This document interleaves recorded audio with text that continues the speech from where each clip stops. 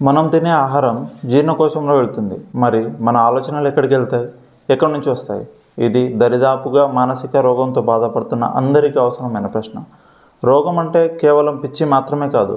మనకు ఉండే మానవ సంబంధాలలో ఎంతమందితో మనం మన భావాలను పంచుకోవడానికి, కనీసానికి ప్రశాంతంగా మాట్లాడడానికి ఇష్టపడుతున్నాము? 100 మందిలో ఎక్కువలో ఎక్కువ ఒక 15 నుంచి 20 మందితో. మరి మిగిలిన వాళ్ళతో ఎందుకు నామమాత్రమే? ఎందుకంటే వాళ్ళు అలా, వీళ్ళు ఇలా అని కోపంతోనో, ద్వేషంతోనో, అసూయతోనో లేదా వాళ్ళతో ఏదైనా అవసరంతోనో మాత్రమే మాట్లాడతాము. కానీ మన భావాలు నిజానికి వాళ్ళకి ప్రభావితం చేయలేవు, ఒక్క మన మనసుని తప్ప. రకరకాల అభిప్రాయాలు, రకరకాల ఆలోచనలతో మనలో మనం కుదించుకొని వెళ్ళిపోతే ఇంకా మానవ జన్మ ఎందుకు?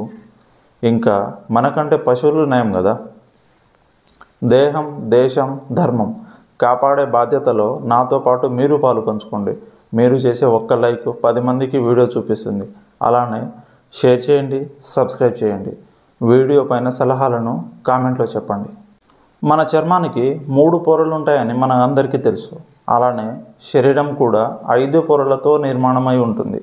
అన్నమయ కోశ, ప్రాణమయ కోశ, మనోమయ కోశ, విజ్ఞానమయ కోశ, ఇంకా ఆనందమయ కోశ.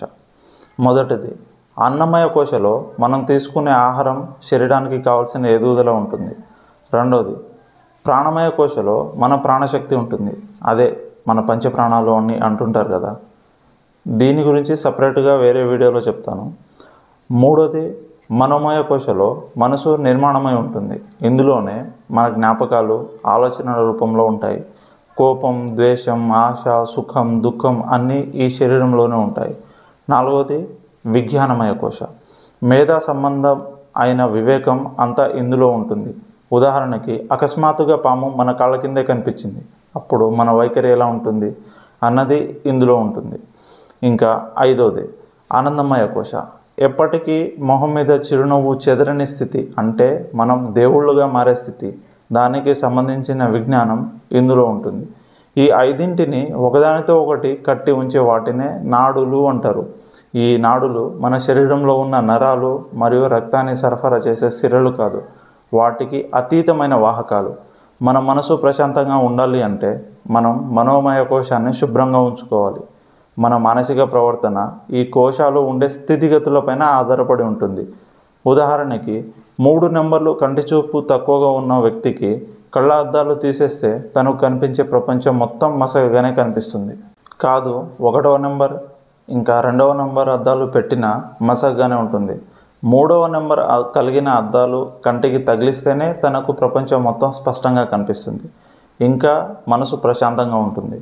అలానే మనం దూరం నుంచి జూమ్ చేసి తీసే ఫోటోలకి ఇంకా నార్మల్లో పెట్టి తీసే ఫోటోలకి ఉన్న వ్యత్యాసమే మనం చూసే ప్రపంచం. అలా మనం పంచేంద్రియాలతో తీసుకునే ఆహారం స్పష్టంగా మన మనసుకి అందాలి అంటే అంతకు ముందు ఉన్న మరకలు తొలగిపోవాలి. అలా ఉన్న మరకలని తొలగించే సాధనమే యోగా ఇంకా ప్రాణాయామం. నా ప్రయత్నం ఎందుకు అన్న ప్రశ్నకు సమాధానం చెప్పడమే. ఒకవేళ యోగా ఎలా చేయాలి, ప్రాణాయామం ఎలా చేయాలి అని కావాలి అంటే కింద కామెంట్లో చెప్పండి.